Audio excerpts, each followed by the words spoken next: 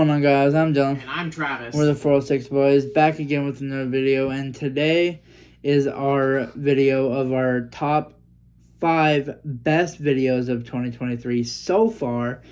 So if you didn't see our last video, it was our top 5 worst videos of 2023 so far. So go check that video out. So Travis, without further ado, with this one, it was a little easier to make this one because I actually did see more movies that were good than there were bad. Yeah. And I see a lot of movies, so that has me worried about the next 6 months that there's going to be some really bad ones coming up soon. But I have seen a surprising amount of really good ones, so literally just narrowing it down to 5 for me was actually a lot harder than it was for the worst stuff. Alright, so without further ado, here we go. Number 5, Travis and I actually had the same pick, which was Guardians of the Galaxy Volume 3.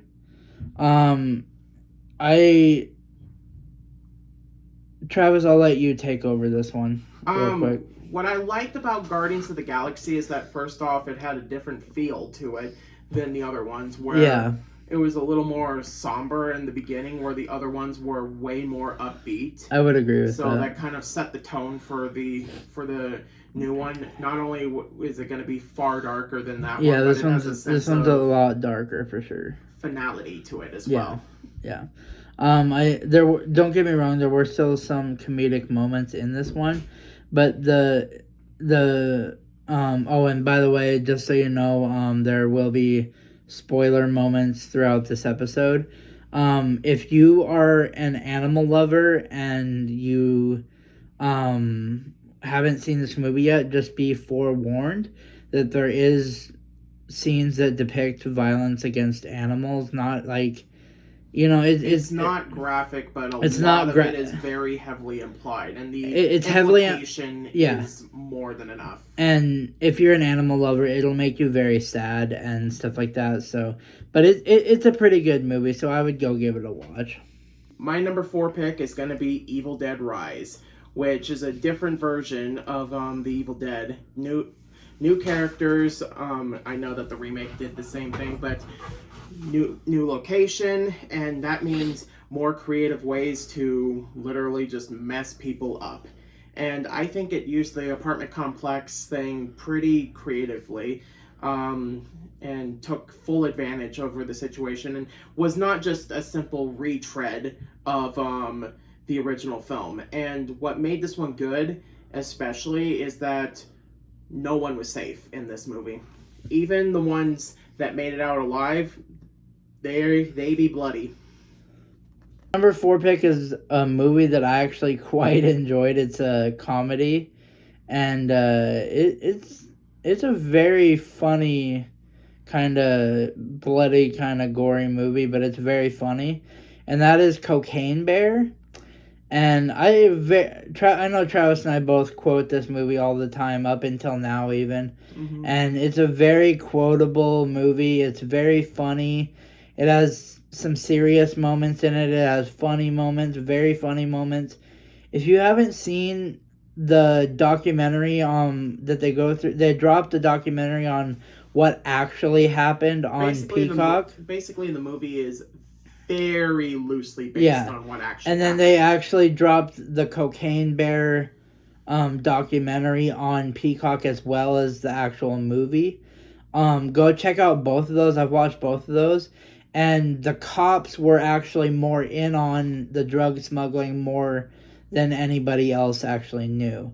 So I would go check out this movie. You won't be disappointed.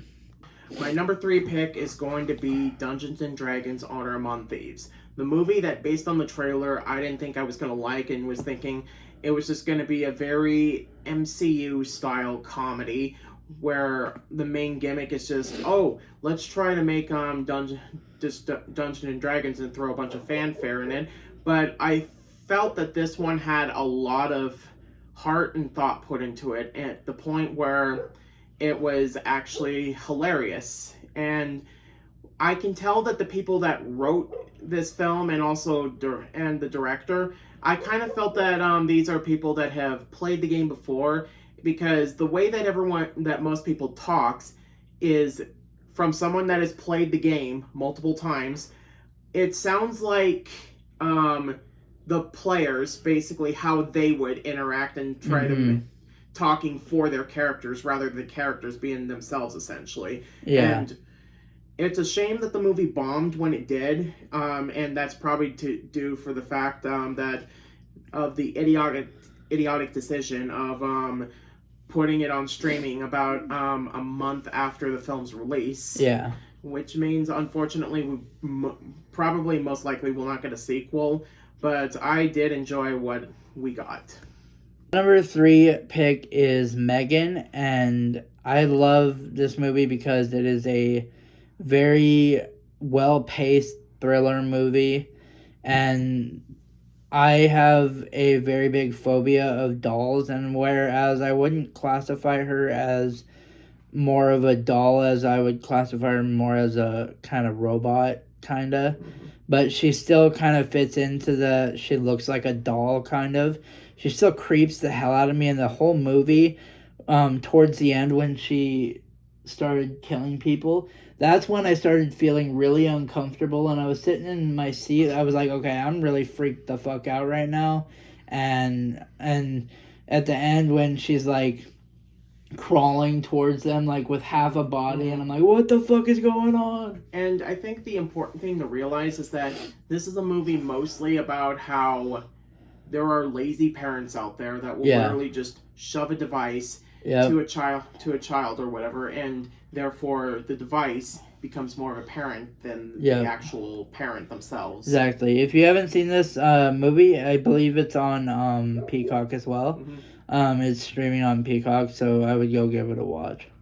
My number 2 pick has to be John Wick Chapter 4, which I didn't see the previous ones, but I felt like I had the basic gist of what's going on.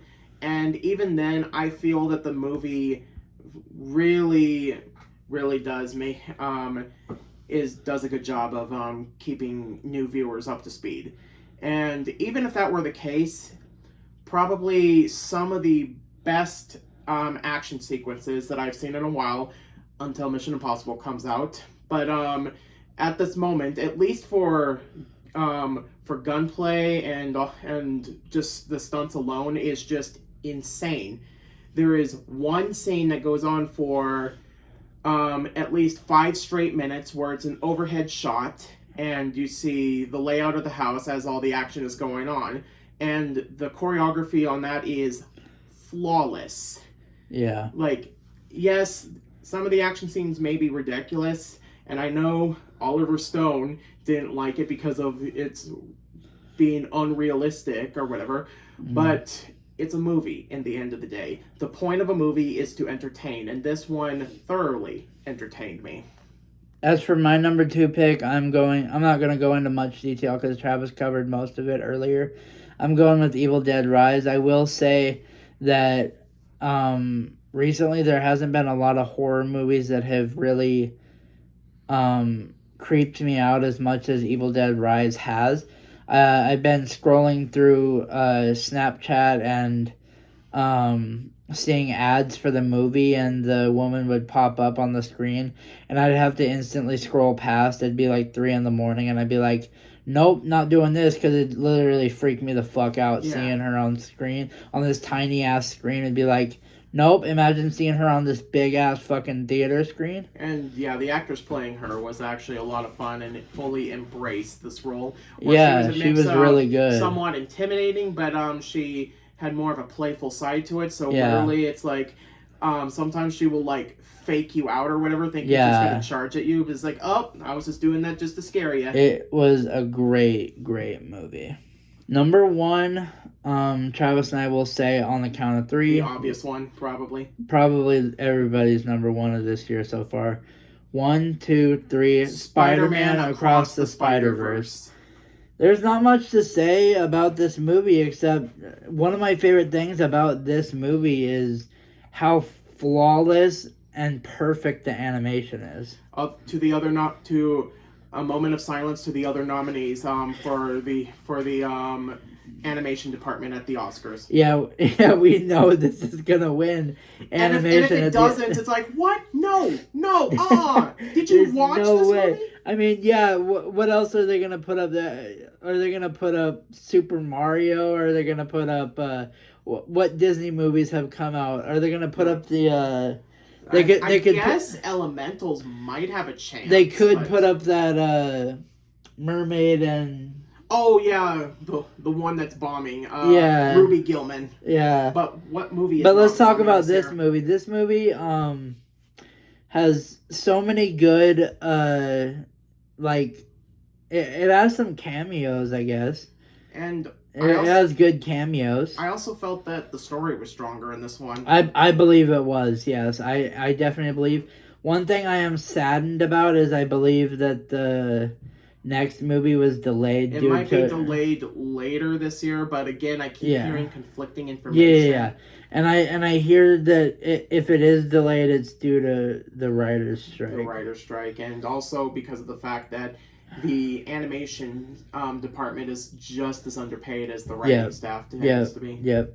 And if anything, the animation department needs to be paid more because look how well of a job they did with this movie. Yeah. So if you haven't seen this movie, you guys need to see this. And if you have seen it, see it again. Yeah. So that was our top 5 movies, in our opinion, of the movies, best movies of 2023 so far. Be looking out, about 6 months from now? The updated list, yeah. For the updated list for best and worst movies of the year. So yeah. If you like this video and you want to see more videos like this video, hit that sub button, turn on notifications so you get notified when we upload new videos. I'm Dylan. And I'm Travis. We're the 46 Boys. See ya.